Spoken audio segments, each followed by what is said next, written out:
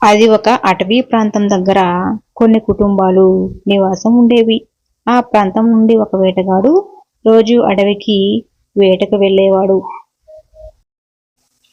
ప్రతిరోజు ఏదో ఒక జీవిని వేటాడి తను జీవించేవాడు. ఒక్కొక్క రోజు అతనికి ఏ జీవి దొరికేది కాదు. ఆ రోజు ఖాళీగా ఇంటికి వెళ్ళేవాడు. 2 రోజుల నుండి ఏ జంతువు నా బాణానికి తగలటం లేదు. ఈ రోజు ఎలాగైనా ఒక పెద్ద జంతువుని వేటాడి దాని మాంసం తినాలి అని అనుకుని వేటకు బయలుదేరతాడు. అడవికి దగ్గరలోనే ఓ పెద్ద సరస్సు ఉంది. అక్కడికి మనుషుల సంచారం అస్సలు ఉండదు. కేవలం జంతువులు మాత్రమే నీళ్లు తాగేందుకు వచ్చేవి. నిర్మానుష్యమైన ఆ సరస్సులో ఒక జలకన్య నివసిస్తూ ఉండేది. ఆ అందమైన సరస్సులో ఆ జలకన్య ఒకానొక సమయంలో నీటిపైకి వచ్చి సరదాగా గడిపేది. అలా జలకన్య నీటిపై ఆడుకుంటూ ఉండగా వేటగాడు జంతువు కోసం వదిలిన బాణం గురితప్పి ఆ జలకన్యకు తగులుతుంది. జలకన్య తలకు గాయం తగిలి రక్తం కారిపోతుంది. బాణం వెళ్ళిన వైపుకు వేటగాడు వస్తాడు. ఆ జలకన్య వేటగాడిని చూసి కోపంతో ఇలా మాట్లాడుతుంది. ఓరి నీచుడా, ఎంత పని చేశావు నువ్వు!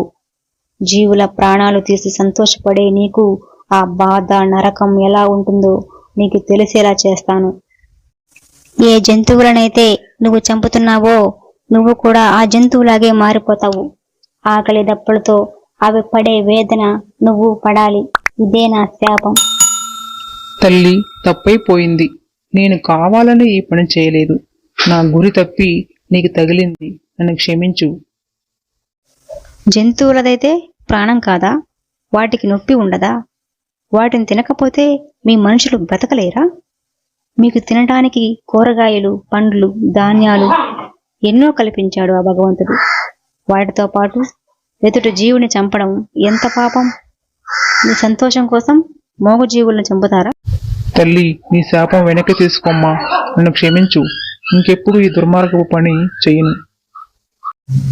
శాపం వెనక్కి తీసుకోలేం కాబట్టి నిన్ను ఏ వేటగాడైనా బాణంతో కొట్టినప్పుడు మాత్రమే మళ్ళీ నువ్వు మనిషిలా మారతావు.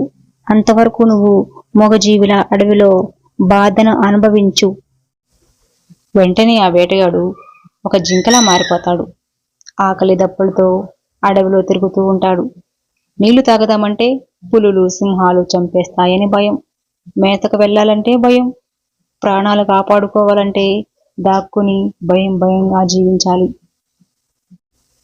ధైర్యంగా బయట తిరగడానికి లేదు. స్వేచ్ఛగా నీళ్లు తాగదామంటే మొసళ్ళు చంపుతాయని భయం.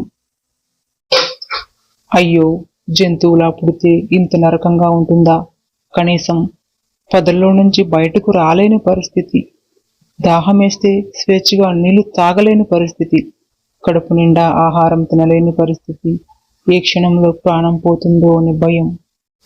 నేను మనుషులకే కష్టాలు ఉంటాయి అనుకున్నాను, కానీ అడవిలో జంతువులకు అంతకు మించి కష్టాలుంటాయని ఇప్పుడే తెలుసుకున్నాను. నన్ను క్షమించు దేవుడా.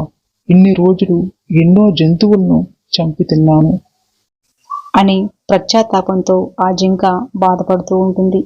అలా కొద్ది రోజులు గడిచాక ఒక ప్రశాంతమైన చోటులో చెట్టు కింద ఒక ఋషి ధ్యానం చేసుకుంటూ ఉంటాడు.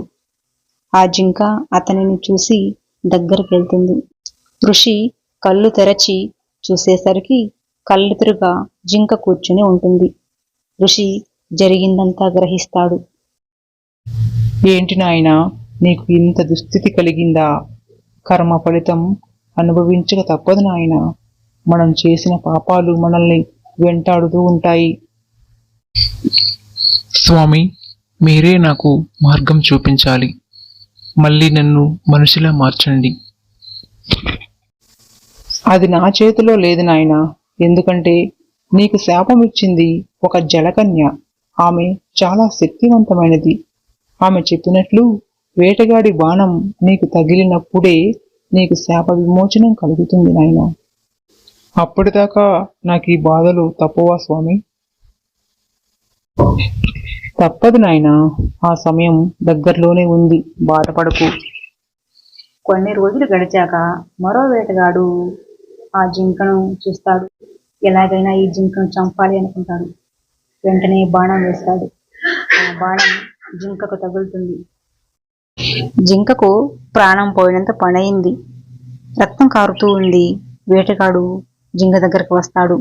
వెంటనే ఆ జింక మనిషిలా మారిపోవడంతో ఆ వేటగాడు చూసి భయపడి పారిపోతాడు. మనిషిలా మారిన ఆ జింక సంతోషపడి ఇంకా ఎప్పుడు ఈ తప్పు చేయకూడదనుకుని హ్యాపీగా ఇంటికి వెళ్ళిపోతాడు. ఈ కథలోని నీతి, మన సంతోషం కోసం మూగజీవుల ప్రాణాలు తీయడం చాలా పాపం. నువ్వు చేసిన పాపం తిరిగి నీకే వస్తుంది. అది అనుభవించక తప్పదు.